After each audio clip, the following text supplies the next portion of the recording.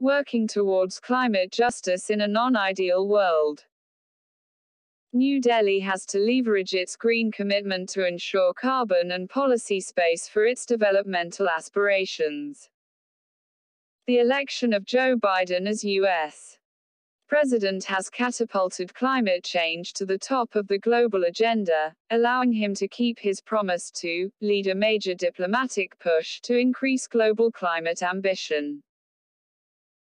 This also works well for him in rebuilding the transatlantic alliance apart from keeping at bay the domestic fissures from a tenuous hold of the Democrats in the U.S. Congress while being resolute on climate change. It is also in line with the legacy ambitions of his team, led by former U.S. Secretary of State, John Kerry, and now Special Presidential Envoy for Climate, with many of them being old climate warriors, some even from the days of the U.S. President Bill Clinton. The U.S.'s moves. Interestingly, the U.S. is not just striding back to the Obama signature achievement of the Paris Accord with its voluntary commitments but also to the Bush days. This is, perhaps, best evidenced by the presidential call to reconvene the Major Economies Forum, MEF, starting with a Leaders' Climate Summit in April this year. The MEF, which was first convened in March 2009, originated in the Bush-era U.S. efforts to rope in major emitters. It was also to push a way forward on climate change without heed to the principle of differentiated responsibilities and recognition of historical responsibilities, which are rightly hallowed principles of the climate discourse given the decades of staying power of greenhouse gases (GHGs) in the atmosphere. The serious unwillingness of emerging economies to be labeled major emitters saw the meeting retitled Major Economies Meeting, given the clear link between GDP and GHG.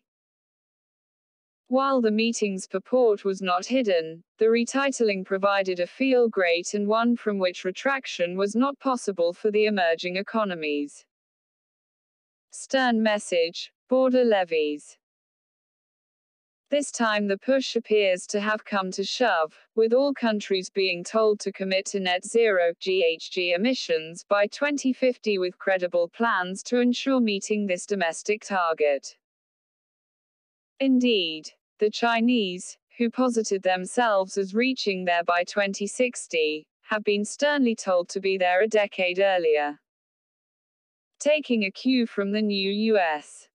administration, the UN Secretary-General has even called on countries to declare national climate emergencies apart from building a coalition for a carbon-neutral world by 2050.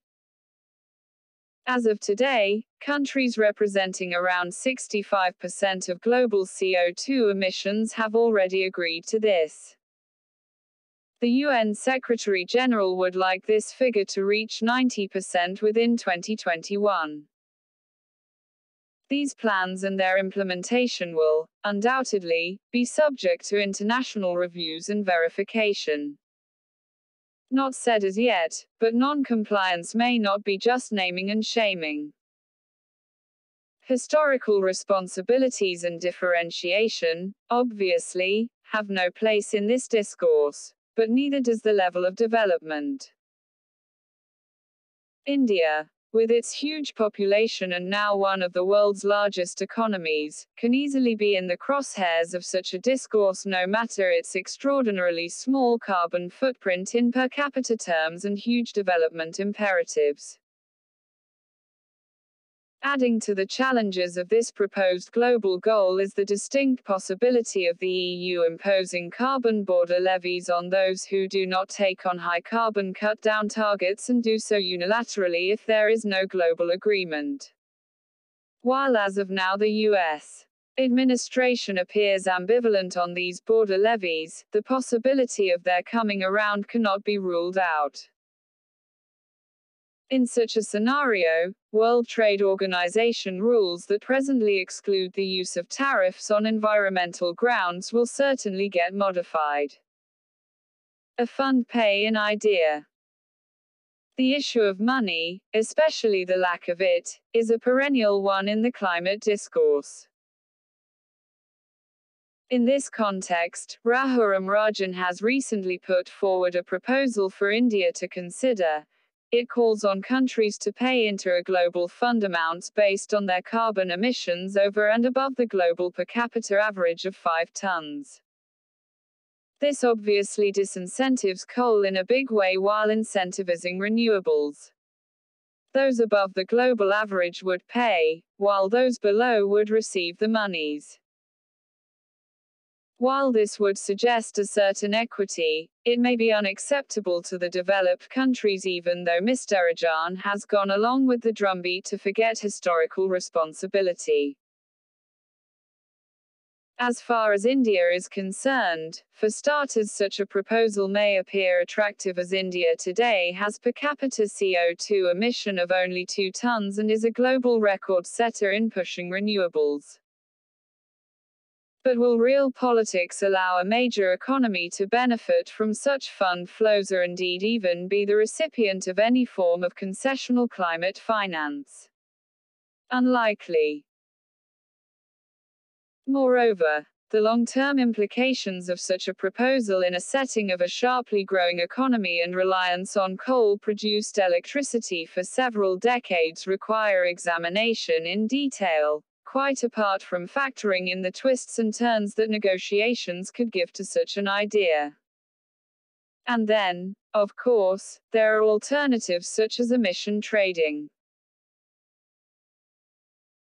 Furthermore, the proposal focuses on current and future emissions, and in keeping with the contract and converge approach, allows practical considerations to trump fairness by not only giving a short shrift to historical responsibility but also denying priority access to the remaining carbon space for developing countries. In that sense, it double penalizes them while giving developed countries a certain free pass.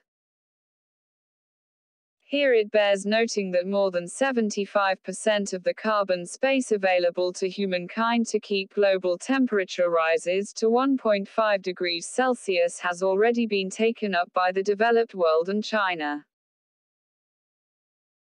Climate negotiations are not just about the environment and human well-being or even energy, but are also about global governance, and will henceforth be pursued with a vigor which requires India to carefully calibrate its approach including on the economic and political fronts.